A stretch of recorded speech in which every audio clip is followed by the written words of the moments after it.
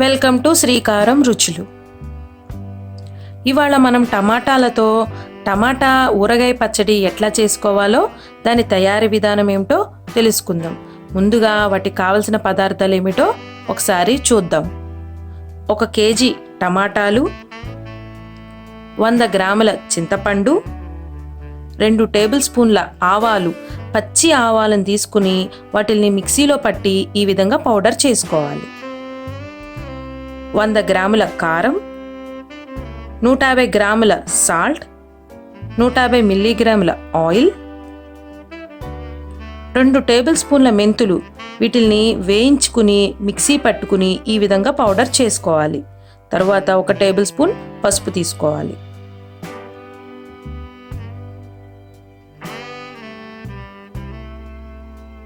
తాలింపుకి 3 ఎండుమిరపకాయలు, 1 table spoon ఆవాలు, రుచికి సరిపడా ఇంగువ తీసుకోవాలి. తరువాత మనం తీసుకున్న టమాటాలని కడిగి శుభ్రపరచుకుని ఈ విధంగా కట్ చేసి పెట్టుకోవాలి.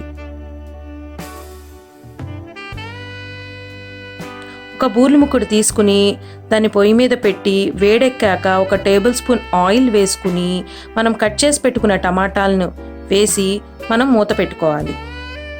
తర్వాత సగం ఉడికిన టమాటాలలో మనం చింతపండు వేసి మరలా పూర్తిగా టమాటాలు ఉడికేంత వరకు ఉడికించుకోవాలి.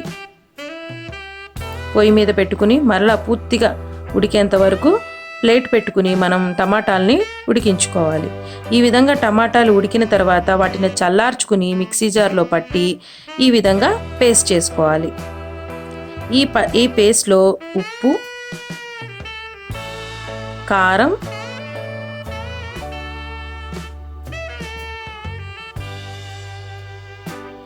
ఆవపిండి, మెంతిపిండి, పసుపు వేసుకుని అన్నీ కలిసేలాగా బాగా కలుపుకోవాలి. చూసారు కదా, ఈ విధంగా కలుపుకోవాలి. తర్వాత ఒక బాండీ తీసుకుని పొయ్యి మీద పెట్టి అది వేడెక్కాక మనం తీసుకున్న ఆయిల్ వేసి ఆయిల్ కూడా కాగాక ఎండుమిరపకాయలు వేసి అవి వేగాక ఆవాలు వేసి అవి చిటపటలాడుతుండగా ఇంగువ వేసుకోవాలి. తరువాత ఈ పోపును తీసుకువెళ్ళి ఆ పచ్చట్లో కలుపుకోవాలి.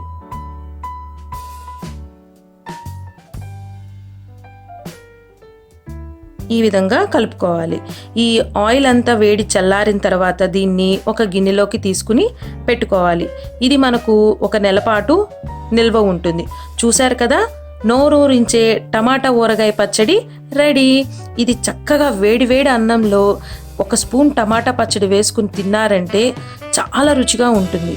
మరి మీరు కూడా మీ ఇంట్లో ట్రై చేసి మీ అభిప్రాయాల్ని మాకు కామెంట్ రూపంలో తెలపగలరు.